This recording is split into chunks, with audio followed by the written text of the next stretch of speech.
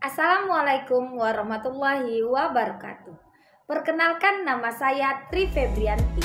Saya mengajar PPKN di MTSN 1 Kota Pekanbaru, sekaligus sebagai mahasiswi PPG dalam jabatan tahun 2023, program studi Pendidikan Pancasila dan Kewarganegaraan di LPTK Universitas Muhammadiyah Malang dengan nomor peserta 6830 86 00 22 078. Saya akan melaksanakan uji kinerja di MTSN 1 Kota Pekanbaru. Berikut video pembelajaran saya. Bismillahirrahmanirrahim. Assalamualaikum warahmatullahi wabarakatuh. Waalaikumsalam warahmatullahi wabarakatuh. Sehat semua, nak? Alhamdulillah, luar biasa. Allahu Akbar. Mantap. Sebelum mulai pembelajaran, tolong disiapkan dulu tuan kelas.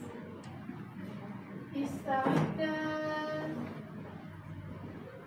Koordinasi.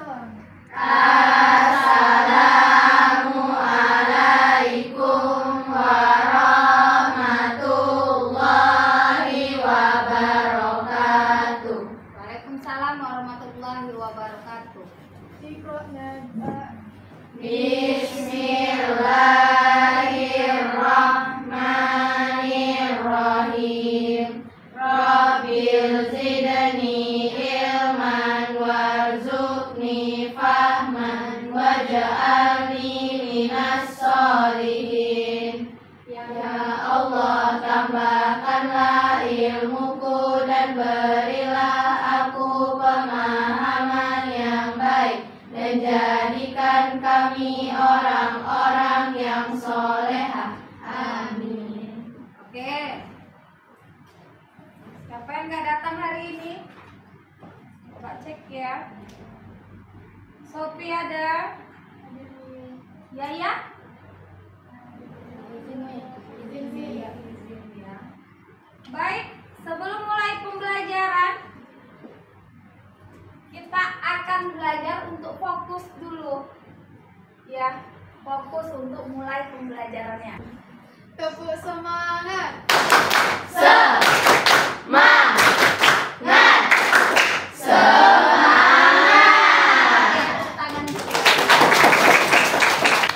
Baik, hari ini kita akan belajar mengenai hak dan kewajiban pada norma. Sebelumnya kita udah belajar mengenai macam-macam norma. Ada berapa? 1, 2, kesusilaan 3, kesopanan dulu 4, hukumnya kuat hukum gitu ya. Jadi ada 4 norma. Kalau kemarin macam-macam norma, hari ini hak dan kewajiban. Sampai mana kamu mengetahui hak dan kewajiban? Kalau hak itu seperti apa, nak?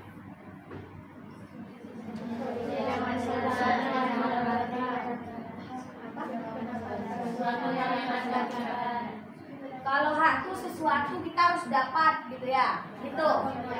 Ya, kalau kewajiban harus dilakukan. Kalau nggak dilakukan gimana? Nggak apa? Oh, kalau nggak dilakukan kewajiban, nggak dapat hak. Sekarang coba lihat tuh di atas tuh. Gambar apa dia, nak? Apa yang ada di gambar tuh? Kena tilang. Kenapa dia kena tilang tuh kira-kira? Bawa motor, umurnya nggak sampai nih, di bawah umur. Kemudian apa lagi kesalahannya kira-kira? Nggak pakai helm ya. Ini anak SD kayaknya ya. Nah, ini SD nih, ini nggak boleh. Kamu boleh nggak? Kira-kira ini pelanggaran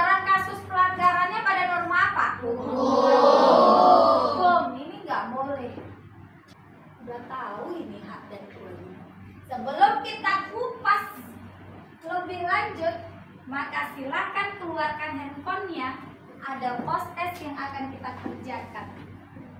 Untuk mengetahui sampai mana kamu tahu mengenai hak dan kewajiban pada norma. Hanya 5 soal saja.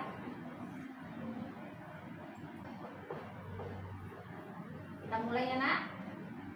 Dimulai.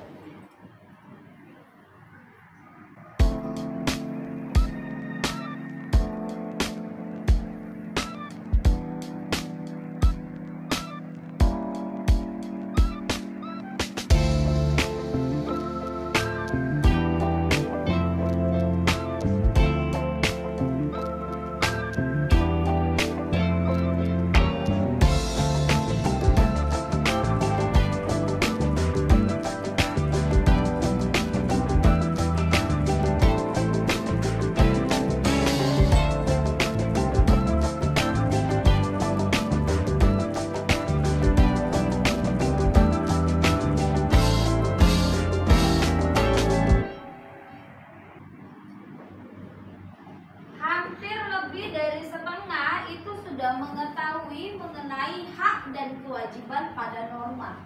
Ini hasilnya luar biasa. Berarti hak tadi adalah yang didapatkan, sementara kalau kewajiban hal yang harus kita lakukan. Nah, dari gambar ini kita bahas apa sih itu sebenarnya hak dan kewajiban pada norma. Ini adalah materi yang akan kita bahas hari ini mengenai hak dan kewajiban pada norma. Sepertinya kalian ini udah hebat-hebat untuk menentukan hak dan kewajiban lebih daripada 50%. Kamu itu yang ada di dalam kelas ini udah tahu ini hak ini kewajiban ini. Sampai menganalisa gambar pun kamu udah bisa sepertinya. Sekarang kita bahas satu persatu. Hari ini kita akan belajar mengenai hak dan kewajiban. Yang akan kita bahas itu tujuannya adalah kamu nantinya peserta didik memahami hak dan kewajiban pada norma. Kemudian yang kita bahas hari ini adalah peserta didik mampu menjelaskan apa itu hak dan kewajiban pada norma. Kemudian menerapkan perilaku yang sesuai dengan hak dan kewajiban pada norma tadi. Jadi nggak cuma tahu saja, tetapi di dalam bertingkah laku pun kamu harus menerapkan. Lanjut. Nih, pengertian hak. Ini dia. Hak merupakan kuasa dalam hal menerima atau melakukan sesuatu pada dasarnya mesti diterima atau dilakukan. Pada prinsipnya, hal tersebut dituntut secara paksa oleh pihak yang bersangkutan. Itu hak kita. Misalnya nih, kami nih, jadi guru kan, kewajibannya apa? Mengajar kamu. Ya, kemudian dalam norma hukum, kamu memperoleh hak untuk mendapat perlindungan hukum. Namun, perlindungan hukum tersebut haruslah sejalan dengan kewajiban kamu dalam mematuhi norma hukum. Kamu sebagai warga negara, ya kan? Kewajibannya apa? Taati aturan. Tapi ada loh, ada kan yang tidak mentaati aturan? Ada dong, tuh yang parkir di sana punya. Kemudian ada buku cetak kamu? Ya, tulislah hal-hal yang penting nanti di sana. Menulis hal-hal yang penting, hak itu apa, kewajiban apa, tulis di kertas. Jadi biar ingat. Kemudian kita akan membagi 4 kelompok. Ini dia, sebelum kamu duduk dengan kelompoknya masing-masing. Tugasnya adalah kelompok pertama itu mencari kasus pelanggaran tentang hak dan kewajiban pada norma agama, ya. Kan kelompoknya udah dibagi kemarin di WA Group, ada 4 kelompok, ya. Kamu nanti duduknya dengan kelompoknya masing-masing biar cepat. Kelompok yang kedua itu mengenai kasus, kamu mencari kasus nanti pelanggaran tentang norma kesopanan, ya. Boleh di lingkungan sekitar, boleh di internet, terserah kamu, ya. Kemudian yang ketiga itu juga sama, kasus pelanggaran mengenai hak dan kewajiban norma kesopanan. Yang keempat itu adalah tentang sama kasus pelanggaran pada norma. Nanti kamu akan duduk dengan kelompoknya masing-masing. Silakan duduk dulu dengan kelompoknya masing-masing.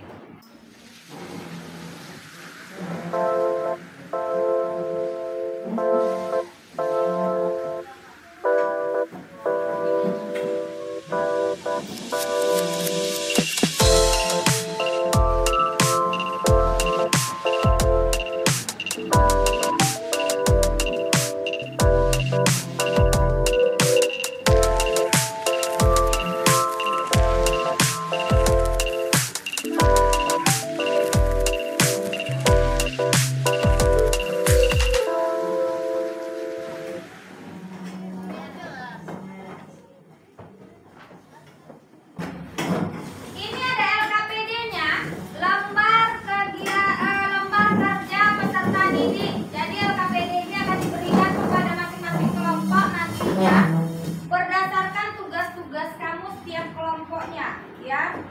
Kemudian apa permasalahan yang sudah diberikan ada di dalam LKPD ini.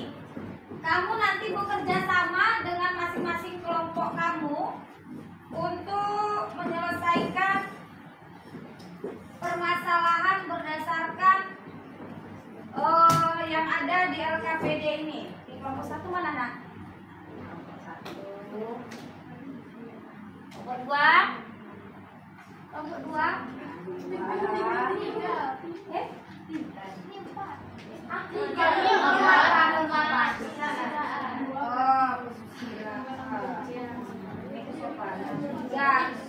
Kesopanan mana? Kesopanan mana? Kesopanan ini. Ini hukum. Ini anak hukum, ini anak hukum. Oke. Di dalam LKPD itu ada gambar atau video. Kalian boleh cari dalam bentuk gambar, boleh cari dalam bentuk video.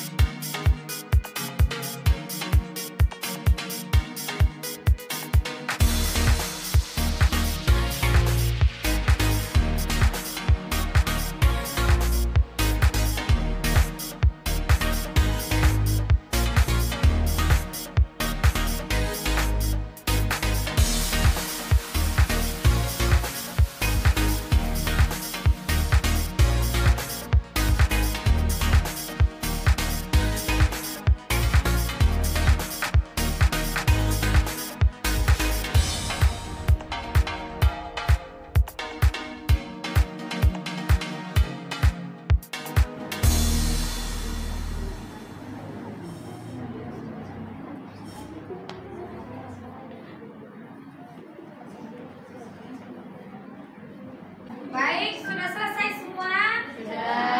Karena sudah selesai semua, maka kita akan mempresentasikan hasil kerja masing-masing kelompok, ya.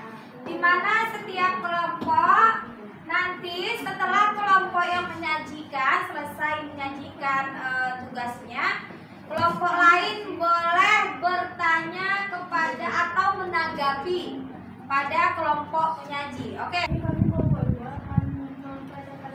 Kasus pelanggaran tentang hak dan kewajiban yang berkaitan dengan norma kesopanan pada media informasi yang ada di lingkungan sekitar. Jadi yang kelompok kami tadi sudah kami kenalkan, ya. yang kami angkat pada presentasi kali ini adalah penyebaran video atau foto video yang saya jelaskan dulu. Dalam video ini terdapat berita tentang video tak senonoh yang tersebar pada media sosial, dan di situ tuh diangkat kasusnya karena itu sangat melanggar pada semua norma pada dasarnya. Nah, jadi kenapa kami mengangkat ini pada norma kesopanan? Kita masuk ke analisis masalah. Dan norma kesopanan dari masalah kali ini juga berhubungan dengan norma kesusilaan dan juga norma agama seperti yang ditulis. Bagi warga yang ketahuan berbuat atau menyebarkan video, maka akan mendapatkan sanksi hukum yang berlaku sesuai hukum UU ITE. Assalamualaikum warahmatullahi wabarakatuh. Waalaikumsalam warahmatullahi wabarakatuh.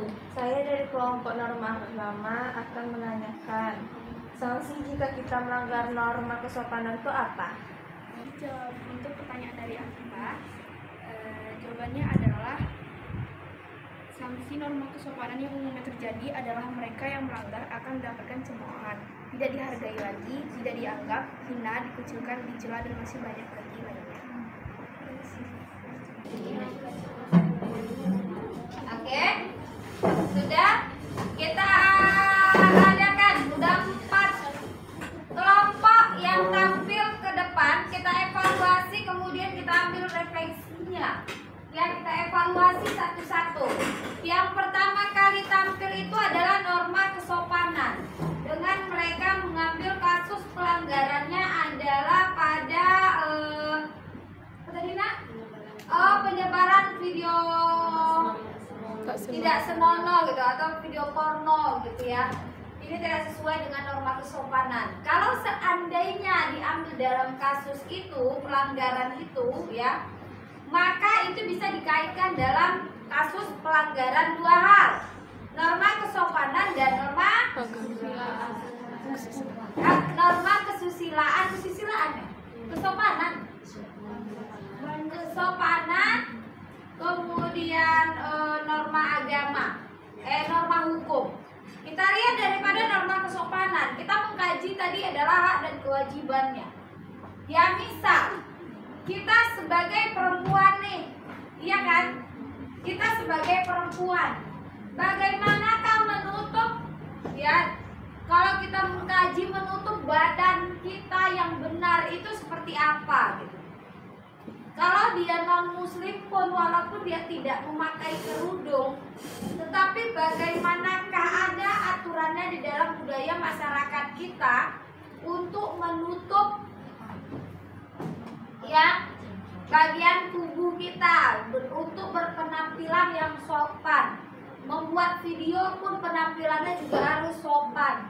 Nah, sebetulnya pada video tadi dia sudah melanggar itu sebetulnya menurut kebiasaan yang ada di masyarakat. Kalau kesopanan kan asalnya dari kebiasaan yang ada di masyarakat, ya kan? Adat istiadatnya seperti apa.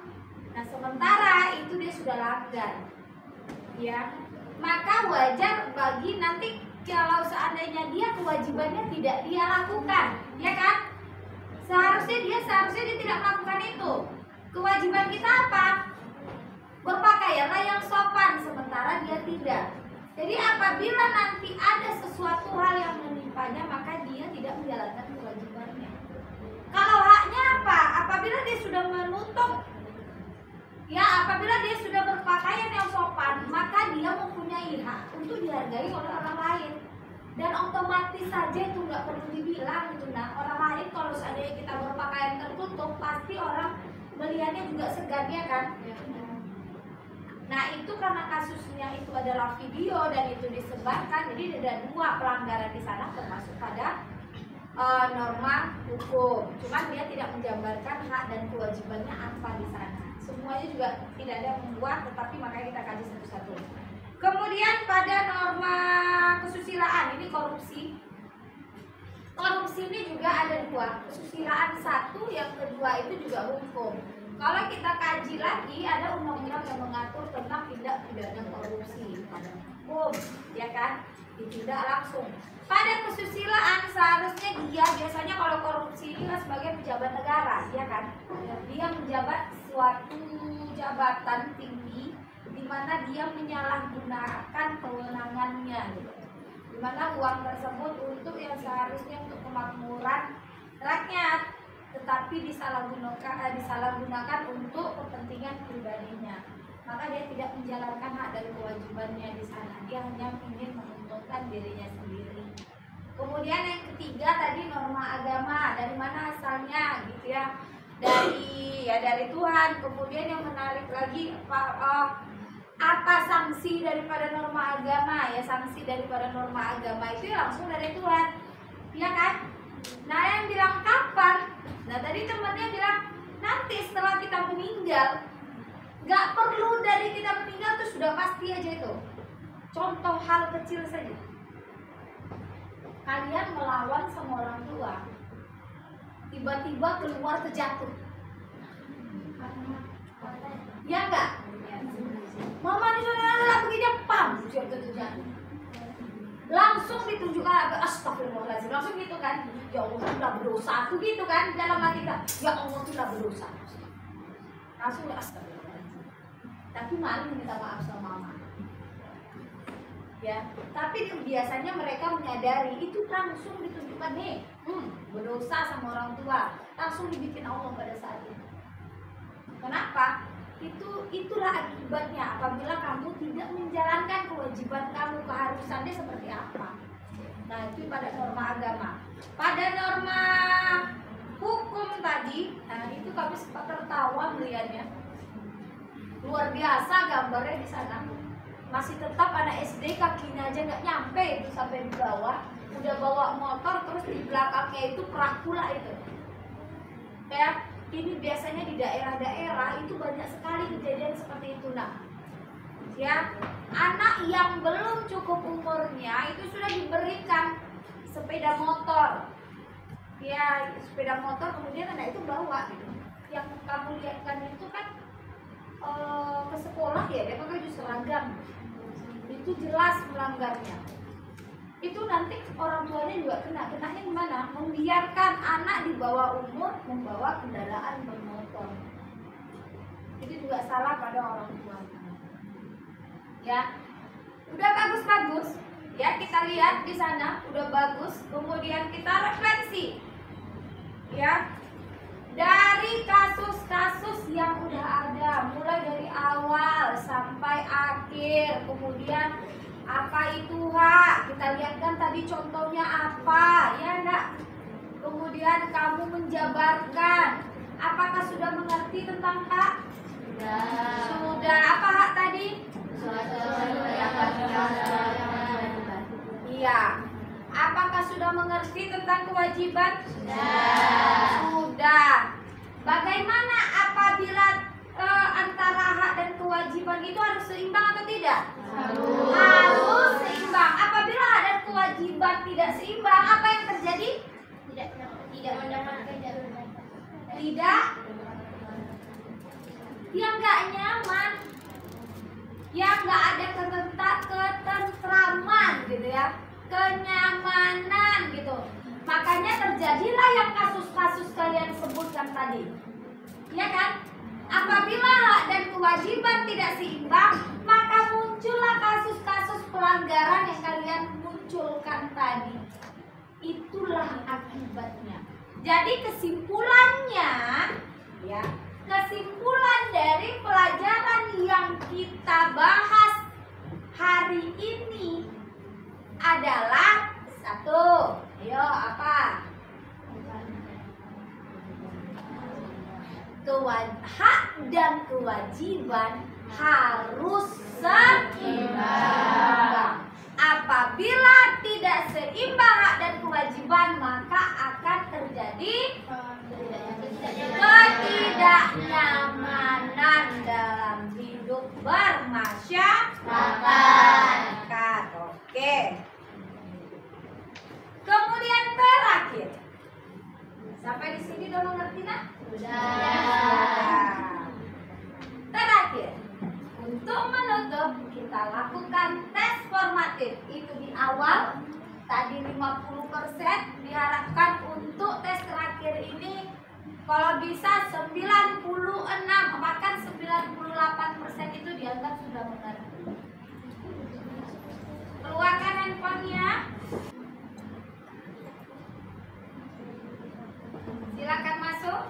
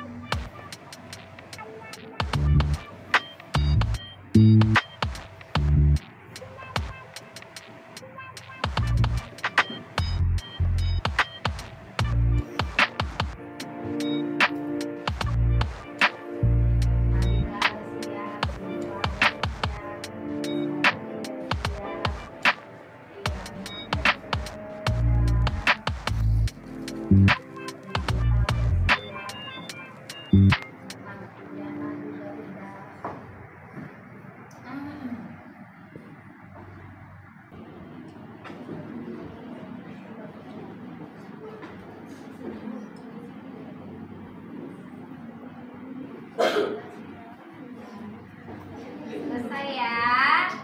Sekarang kita akhiri. Oh, udah diakhiri lalu senang sama dia. Lihat laporan. Dereng.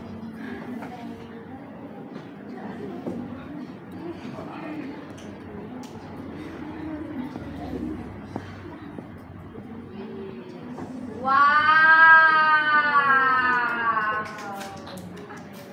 Ya, luar biasa. Tepuk tangan kita. Dari 100%, oke, mantap ini. Baik, ini nilainya sudah kelihatan dengan yang paling pertama itu adalah apanya? Bunga Asyura. Mana apanya? Apanya yang nomor 1? Nanti akan mendapat hadiah ini. Ya, ada rewardnya ini. Ya.